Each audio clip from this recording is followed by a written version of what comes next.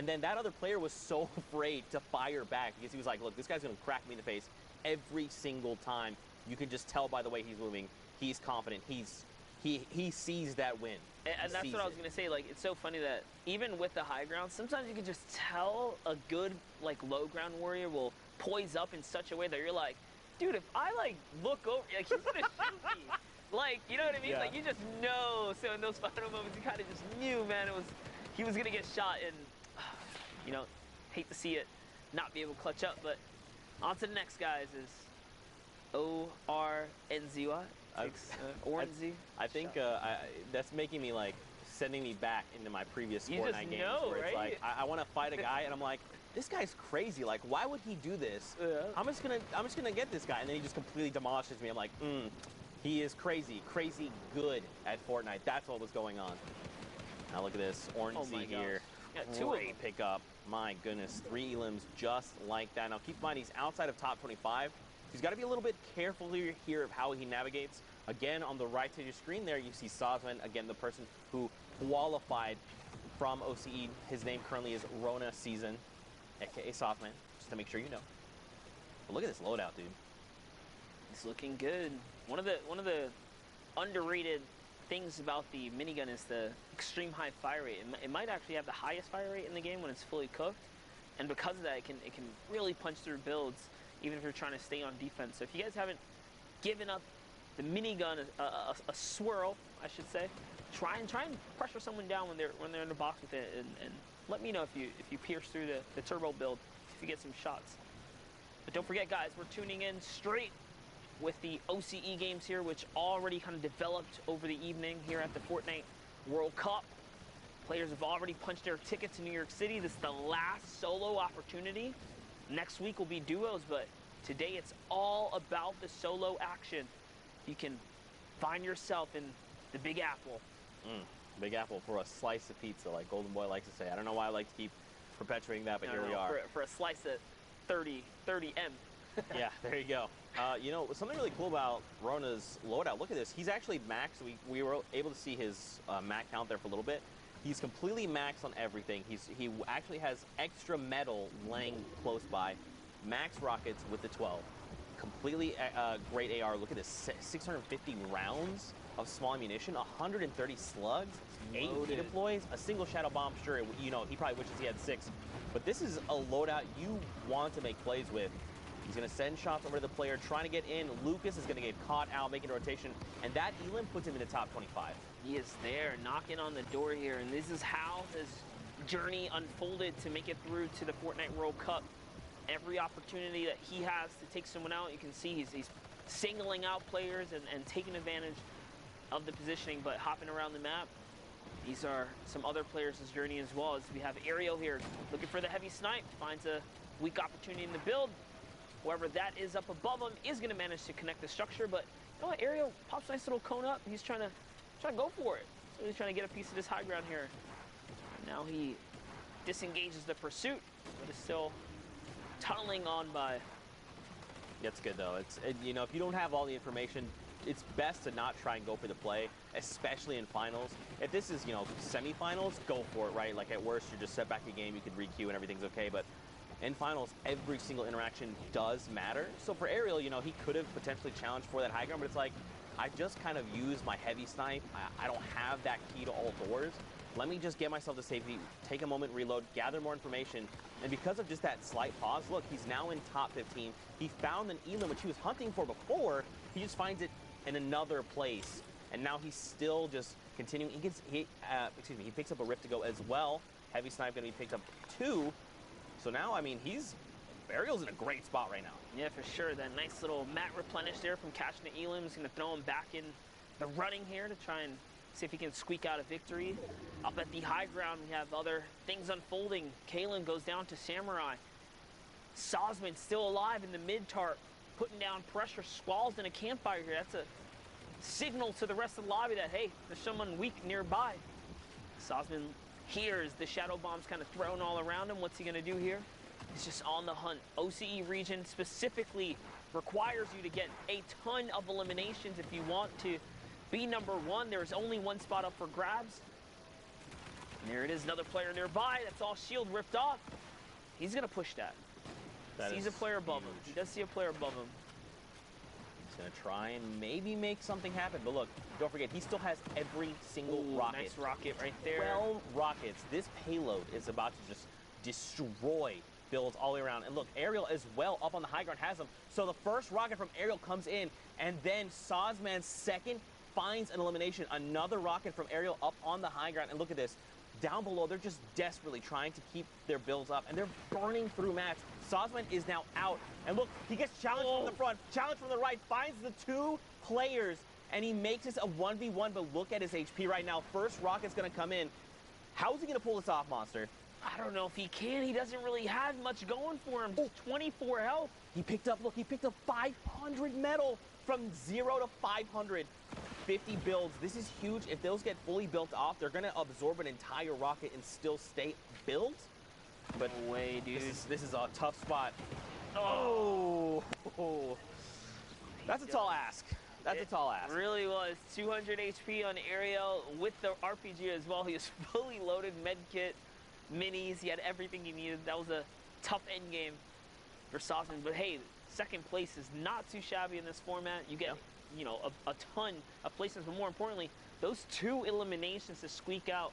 We've seen the difference of 1 point was literally what all these games came down to. So that little flick of the moment, that little, you know, reaction to jump down there and go for it, that's the risk you take, and that's the payout you get. Now we hop on over.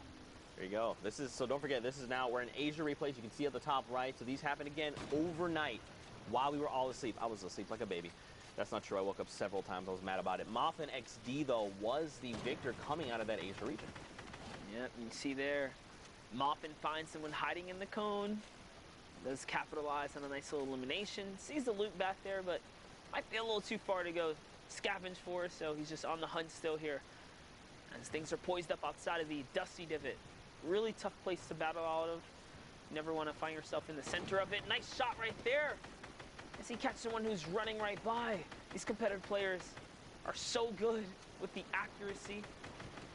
Oh, he's trying to play the loot hoarder here, trying to get all the mats and stuff that he did not battle for, and now he's got the storm against his back, and there's no way that man was going to get out of there, because with the 60-second threshold now, the storm can also just reward that Elim regardless to Mothman here. And whoa, he jumps into the zone for the desperate materials. Didn't even rift out. Ouch, it's going to cost him like 70 health there, Zeke. That's a lot. Okay, so he did pick up 3 campfires. Sure, he can heal up, but that's such a tell, right? The moment you place a campfire, you're telling everyone around you, hey, I am low HP. I have to use this if I hope to survive. Now, keep in mind, he was at the edge of the storm. He had quite the rotation to make. Because he dipped into the storm, everyone else is already making their way into safety. He's going to have a relatively safe rotation, but, like, again, he's in critical condition. If he finds an Elim, it's going to be huge. That Siphon's going to just put him right back into fighting condition, but he's got to find that Elim. Dude, talk about, like, insane rotation. First of all, he didn't get shot once coming from the further side of the Dusty Divot, and there was multiple players set up on bases.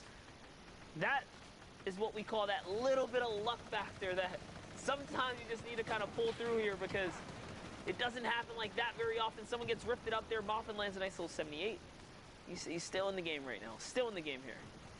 He's going to reload that heavy snipe. So just look for an opportunity. I doubt he's going to try and go for close range snipes. He's probably going to use that to just punch into people's bunkers. He has his own rift to go. If things get a little hairy, I think he probably wants to use it, because if you, this is great.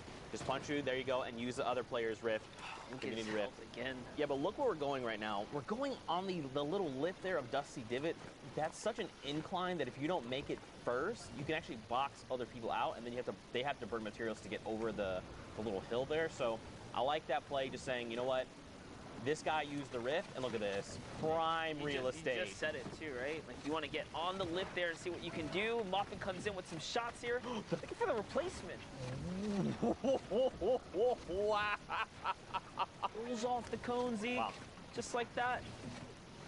And this is huge now, too, because not only does he get all the elims, the campfire's still going, so people are going to be like, oh, that player must be weak. Would we like to engage him? And Mothman sitting on 200 is like, please. No, yeah, absolutely. Like, come on in.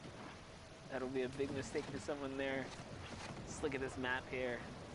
This is the Asian region, guys. We're tuned in with Asia. Hopping into some of what occurred overnight here. Char Mew looking to get his little moment here on the show. Nice shot right there. Oh man, Char gets hit with the Shadow Bomb. Don't forget, guys, that animation while you're in Shadow Bomb as well, you're vulnerable. You are very vulnerable. You have to be careful of your surroundings. You can take damage. You're not invincible in the Shadow Bomb form. Man, Charmy is just burning through materials. That was a pretty rough rotation. It's probably going to cost him in the long run, because, I mean, he did go through quite a bit of mats, but...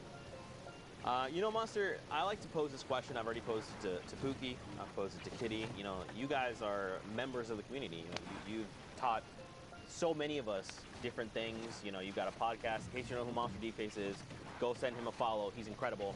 But you've been in situations like this, right? You've played in Summer Skirmish. You've played in, I think, Fall Skirmish as well, right? Yep. You know, we went to Korea together to watch the Korea Open. So you understand what these players are thinking. For maybe people that are kind of new to Fortnite, that maybe this might be their first time tuning in, you want to just break down some things for them? Yeah, like for instance, like rotations. Like what is Metsu thinking right now as he's barreling toward trying to keep himself safe, right? Yeah, well, like, obviously, initial threats, right? You want to handle everyone here. Nice little trap play.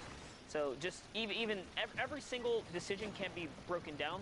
The way they use traps, a lot of these players, you want to double trap left and right wall, so you cut off all plans for escape. Right. Something small like that. Here, editing his way down, right?